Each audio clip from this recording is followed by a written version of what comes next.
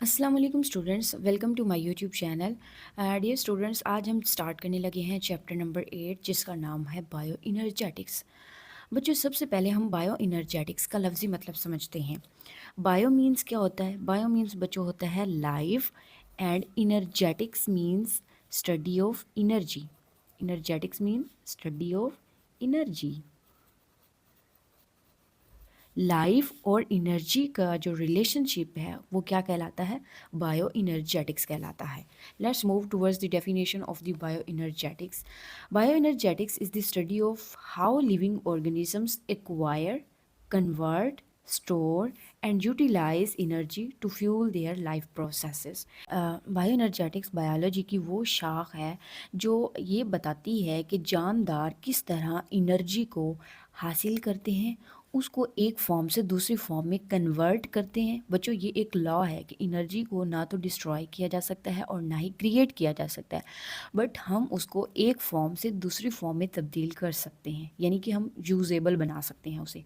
Store, और उस energy को स्टोर कैसे करते हैं जानदार, and utilise energy to fuel their life processes, और जितने भी उनकी लाइफ यानी कि उनको ज़िंदा रखने के लिए प्रोसेस चल रहे होते हैं उनके अंदर, उनको चलाने के लिए उस एनर्जी का इस्तेमाल किस तरह से किया जाता है, ये सारी चीज़ें हम बायो एनर्जेटिक्स में पढ़ते हैं।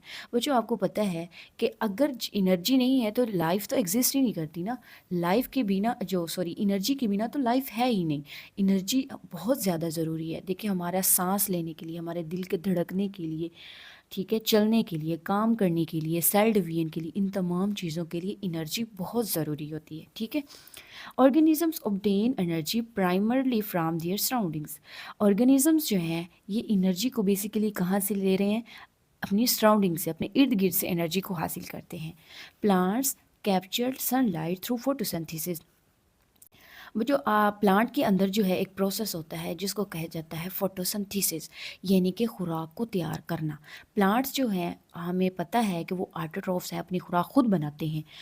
वो फोटोसिंथेसिस में क्या करते हैं? सोलर एनर्जी यानी सूरज की रोशनी को वो कैप्चर करते हैं, और उस एनर्जी को इस्तेमाल करते हुए वो खुराक बनाते हैं, और उस खुराक के अंदर एनर्जी स्टोर होती है। वो एनर्जी जो है प्लांट अपने प्रोसेस के लिए, जो भी उनके जो एक्टिविटीज़ हैं उनके लिए वो इस्तेमाल करते हैं। वाइल, जबकि animals and other organisms consume food. देखिए बच्चों, जब एनिमल्स हैं यानी कि जानवर और जितने भी दूसरे जानदार हैं, वो क्या करते हैं? फूड को कंज्यूम करते हैं। और हम पहले भी बात कर चुके हैं कि फूड के अंदर क्या होती है? एनर्जी स्टोर होती है। जिस तरह हम इंसान हैं, हम जब खाना खाते हैं तो हमारे खाने के अंदर बच्चों ग्लूकोज होता है। स्टमक में जब खुराक जाती है वहाँ पर उसकी डाइजेशन होती है, यानी कि खुराक को तोड़ा जाता है। ठीक है, खुराक को तोड़ा जाता है। वहाँ से ग्लूकोज जो है ब्लड में शामिल होता है। ब्लड में शामिल होने के बाद वो हमारे सेल्स तक जाता है। आपको पता है कि सेल्स के अंदर एक प्रोसेस होता है जिसको कहा जाता है सेलुलर रिस्पायरेशन। सेलुलर रिस्पायरेशन जो होता है ये जानदारों में होता है, और यहाँ पर क्या होता है? एनर्जी को पैदा किया जाता है, उस ग्लूकोज को तोड़ा जाता है। ग्लूकोज के जब बॉन्ड्स टूटते हैं तो एनर्जी पैदा होती है। ठीक है, उस एनर्जी को फिर जानदार अपने अंदर स्टोर भी कर लेते हैं। This energy is then converted into usable chemical energy. फिर क्या होता है? इस एनर्जी को सेलुलर रिस्पायरेशन के ज़रिए एक यूजेबल एनर्जी में कन्वर्ट किया जाता है, stored in molecules like ATP. तो उस जो एनर्जी बनती है, जो एनर्जी एक्स्ट्रा होती है, उसको स्टोर करना होता है। तो उसको किस फॉर्म में स्टोर किया जाता है? एटीपी की फॉर्म में। एटीपी का पूरा नाम क्या है? Adenosine triphosphate. बच्चों, ये एटीपी जो है सेल की एनर्जी करेंसी होती है, यानी इस तरह समझ लें जिस तरह हमें शॉपिंग करने के लिए पैसों की ज़रूरत है, इसलिए सेल को एनर्जी के लिए एटीपी की ज़रूरत पड़ती है। ठीक है, जब भी सेल को एनर्जी की ज़रूरत होगी तो वो एटीपी से जो है एनर्जी ले लेगा। ATP ATP acts as a ready source of energy. ये ऐसे मॉलिक्यूल जो है एक तैयार हुआ होता है कि जैसे ही सेल को एनर्जी की ज़रूरत पड़ेगी तो यहाँ से एनर्जी ले ली जाएगी। Cells can use ATP when ever they need energy for processes. वो जो सेल को जो है बहुत सारे प्रोसेसेस के लिए एनर्जी की ज़रूरत होती है, तो वो एनर्जी कहाँ से आती है? ये जो एटीपी की फॉर्म में स्टोर होती है, सच एज ग्रोथ के लिए, ठीक है, मूवमेंट के लिए, रिपेयर के लिए, रिप्रोडक्शन के लिए, डिवीजन के लिए। ठीक है, इन सारे कामों के लिए एनर्जी कहाँ से आती है? एटीपी से आती है। ये स्टोर पड़ी होती है सेल के अंदर। ठीक है, नेक्स्ट क्या है, ऑक्सीडेशन रिडक्शन रिएक्शंस। बच्चों ऑक्सीडेशन रिडक्शन रिएक्शंस को रिडॉक्स रिएक्शंस भी कहते हैं, ठीक है। ये बहुत ही इंपॉर्टेंट होते हैं एनर्जी जनरेशन में। इन ये ना हो तो एनर्जी जनरेट ही नहीं होगी। Are fundamental to the metabolism of organisms, ये बहुत ही इंपॉर्टेंट होते हैं। In these reactions electrons are transferred between molecules. क्या होता है बच्चों, इन रिएक्शंस में एक मॉलिक्यूल से दूसरे मॉलिक्यूल्स जो के दरमियान जो इलेक्ट्रॉन का ट्रांसफ़र है, ठीक है, वो होता है। In oxidation molecules losses electron and in reduction it gains electron. बच्चों जो ऑक्सीडेशन होती है वो क्या होती है कि जब कोई मॉलिक्यूल इलेक्ट्रॉन को लूज़ कर देता है, कोई इलेक्ट्रॉन दे देता है, तो वो क्या कहलाता है, ऑक्सीडेटिव मॉलिक्यूल कहलाता है, यानी कि उस मॉलिक्यूल की ऑक्सीडेशन हो गई है।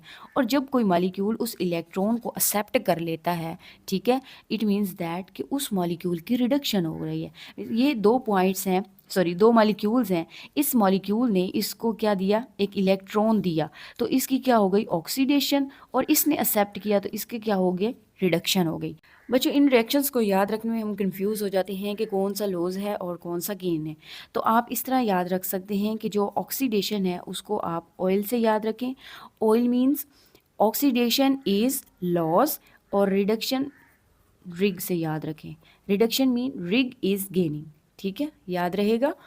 Oxidation is loss and reduction is gain. आपने इन वर्ड से इनको याद रखना है, आपको डेफिनेशन में कन्फ्यूजन नहीं होगी।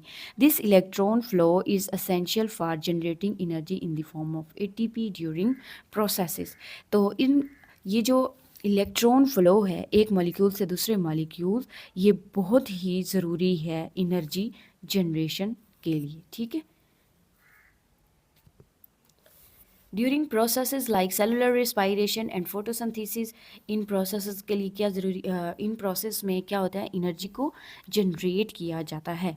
फोटोसिंथेसिस और सेलुलर रेस्पायरेशन का मैं आपको बता चुकी हूँ कि इसमें किस तरह से एनर्जी जनरेट की जाती है। मज़ीद डिटेल के साथ हम नेक्स्ट टॉपिक्स में पढ़ेंगे। Bio energetics is the study of energy transformation in living organisms. Bio energetics in short क्या है कि एनर्जी की ट्रांसफॉर्मेशन ऑर्गेनिजम्स में किस तरह से होती है, किस तरह जानदार हासिल करते हैं, फिर उसको यूजेबल फॉर्म में कन्वर्ट करते हैं, एक फॉर्म से दूसरी फॉर्म में, उसको स्टोर कैसे करते हैं और उसका इस्तेमाल कैसे करते हैं अपने सर्वाइवल के लिए, अपने आप को ज़िंदा रखने के लिए। ये सारी चीज़ें हम बायो एनर्जेटिक्स में पढ़ते हैं। बायो एनर्जेटिक्स बच्चों बहुत ही इंपॉर्टेंट है, मैंने आपको बताया है। अगर एनर्जी नहीं है तो आप ज़िंदा भी नहीं रह सकते, ये बहुत अहम है। मिलते हैं नेक्स्ट वीडियो में, तब तक के लिए अल्लाह हाफिज़, टेक केयर।